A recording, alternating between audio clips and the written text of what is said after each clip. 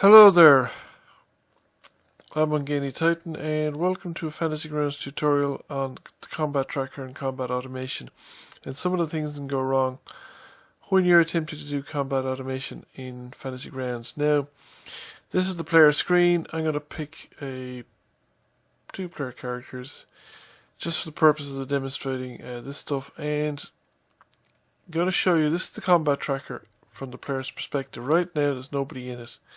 Okay, so this is the DM's screen. Untitled Titan's connected, 2 players. And if we open up the combat tracker, we see there's nobody in the combat tracker. Now, I'm going to set the rounds to 1. One of the things you can do in the combat tracker is you can delete, you can close the window, you can set rests. The short and long rest can be done from the combat tracker. You have an option to create round 2. There's nobody in it, so to say. And the other menu option is you can roll initiatives.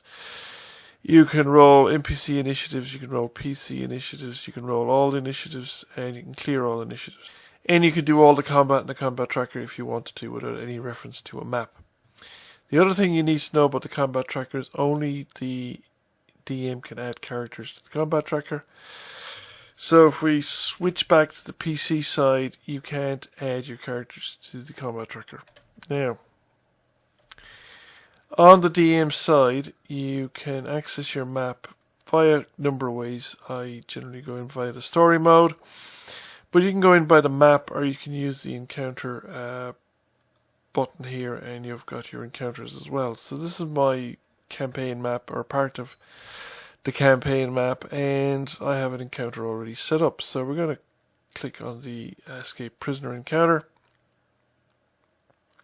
and this is the story mode for the escape prisoner encounter, and I've got an escaped prisoner map. Now I can share this map out to the PCs. We switch over and the PCs can come onto the map. Now, from the PC perspective, if the tokens that were already placed in this map are unlocked, then the PCs can add characters to the map, but they can't do it at the moment because the map is locked.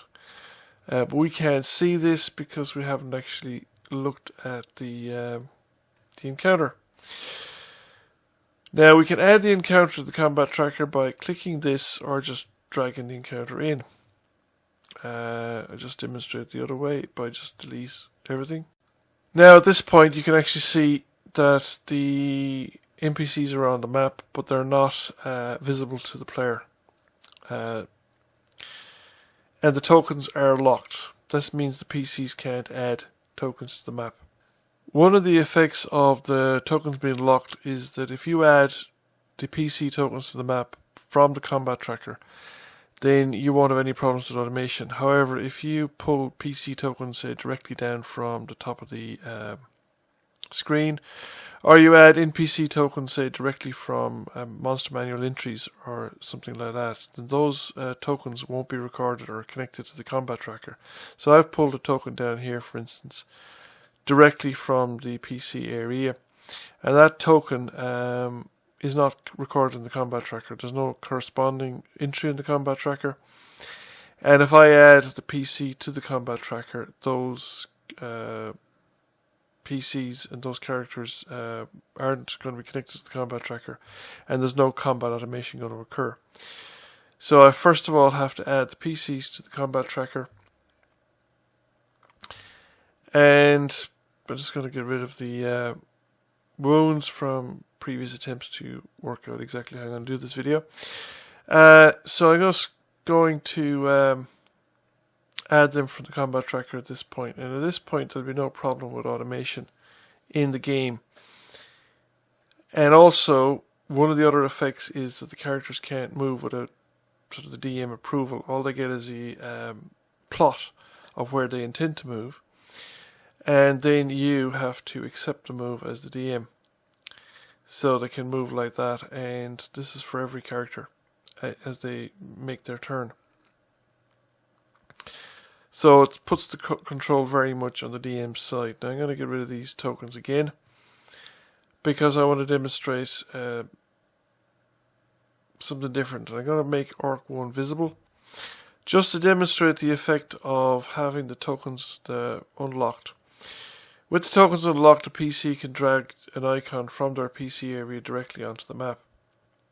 And if they do this, they can target the Orc figure once they select their PC icon.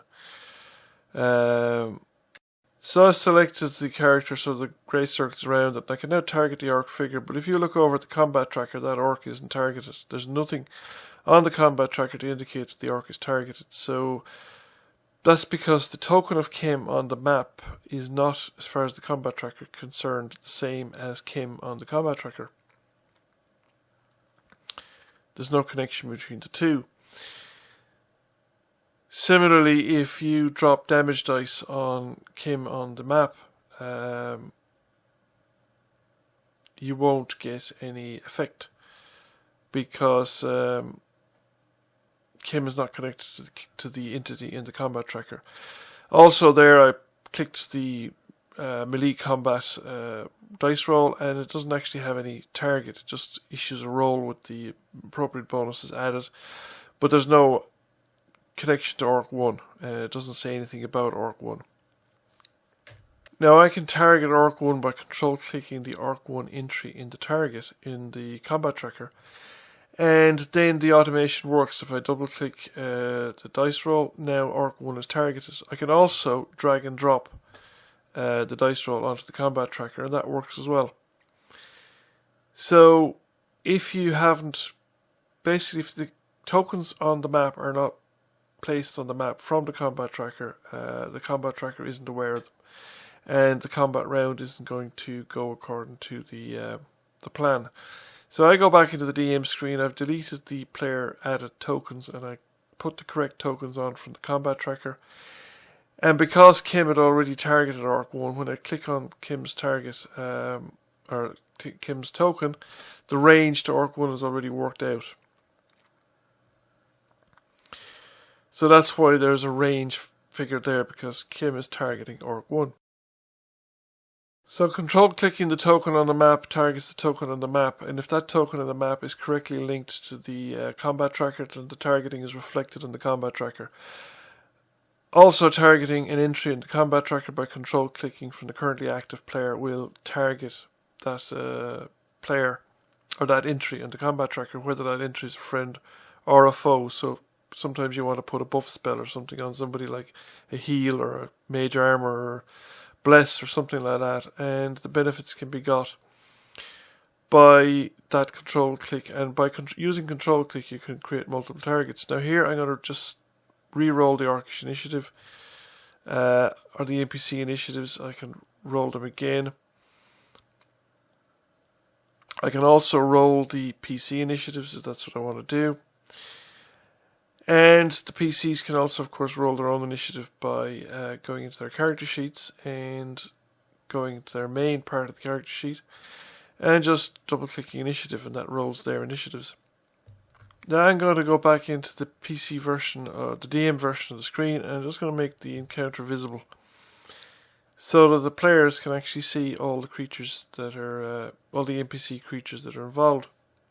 This can also be done by on-screen menus, and it can be connected to the mask settings as well. I thought about doing a lot there about masks and setting of masks and stuff like that, but I'm not going to go into that now. I think I'll have another go at the combat thing in the more intricate or advanced areas of the combat at a later date. So now we've set the initiative, because we dragged the initiative flag up to the first actor in the screen, and that is Kim. So Kim is now circled because that's the active player, and Kim can move because at the moment we have movement unlocked. So Kim is going to work out what exactly Kim is going to do, and Kim wants to use Burning Hands. So we knock out a 15-foot cone. We center it at Kim, and we see how many we can target it. The problem with this is we can't keep the thing in the same size. But it looks like I can only target 2 orcs from no matter what position I take around here. I decided maybe Kim doesn't want to move to there, and maybe moving to there might be a better option, but it turns out to be not the case, even though my cone had gotten shorter than I intended. I still can only get 2 orcs. I could possibly fiddle around a bit more and maybe have a more optimal move for Kim, but that's the way it goes. Kim can target 2 orcs within the legitimate range. I thought there maybe that was 15 foot. But that orc's 20 feet away, so I can't target that orc. So it's definitely shorter than that. So it looks like it's only 2 orcs no matter what way I go to work. So I have 2 orcs targeted, and this is my target, so it's now time to go to the character sheet and do some blasting. Burning Hands is the first level spell. So we check off a first level spell, and then we just cast. Click on the cast button. That generates the dice and makes the saves for the 2 orcs, and then we just apply the damage and it's automatically done. If any of the orcs had made the saves, then the damage reduction resulting from the save would also be done. It is Atlena's turn, and you can set it as well as an option to set so that a bell sounds when a character's turn comes round in the settings in the game. So now it's Atlena's turn, and Atlena decides that she wants to do some pointing of her own, and she's going for the fireball. Now notice that her area of effect is a different colour to Kim's. It reflects her dice colour. So she can get everybody except that orc in the corner there beside Kim if she doesn't want to get Kim, and she doesn't have the sculpting option, so because she's not an evoker. So these are the orcs she can get, and then she must target those orcs. Again, you have the option of targeting them on the map or targeting them on the combat tracker, and it really doesn't matter which one you do. Now the combat tracker obviously will work in circumstances where the map one won't, as you've seen. But in this case, they're all listed under Atlena's targets. And I just cast the spell. Does all the saves. And you can see who saved and who didn't save. But if we just roll the damage, it will apply the damage automatically.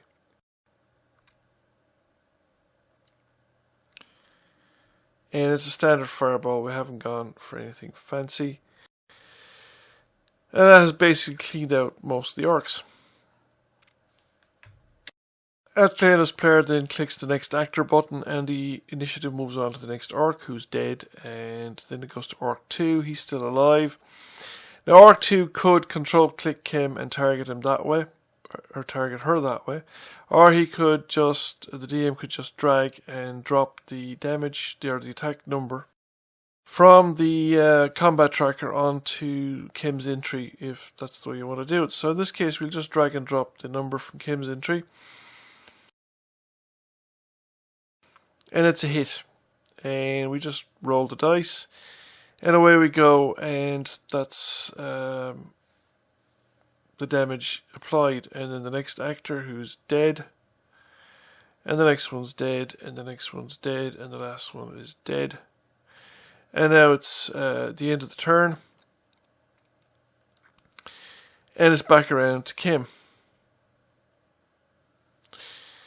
So Kim decides that she's not wasting any further spells on the current situation, and therefore she's still targeting orc 2, so she goes straight up to her, that's Atlena's character sheet, so we go to Kim's character sheet. Because with the orc targeted, we can go to the action tab of Kim's character sheet, and we could double click the quarterstaff attack bonus and cause the attack that way, or we could drag and drop the dice directly onto the orc entry on the combat tracker, or we could also drag and drop the entry onto the token, because the token is properly linked to the combat tracker, although I've always found dragging and dropping on the tokens difficult. So now it's Alclena's turn, and she's just going to march up to the orc, and we're not even going to bother targeting. We just take out our quarterstaff, and we drag the dice onto the orc entry in the combat tracker, and that's a hit. And then we just drag over the other dice for the damage, and that's the damage, and that's it. The fight is over. So that's essentially how you do combat and how you get the automation to work. There are other things you can use in effects and various other things like that we will cover at another time. So as long as you have the combat encounter set up properly and connected with the combat tracker, then automation working off the map shouldn't be any problem. If you do have a problem with automation on the map, then just revert to using the combat tracker and run the combat directly off the combat tracker and only use the map tokens for reference. Thank you for watching. I hope you found the video interesting. If you did, please consider giving it a like. If you haven't already done so, give the channel a subscription, and I'll catch you all again soon.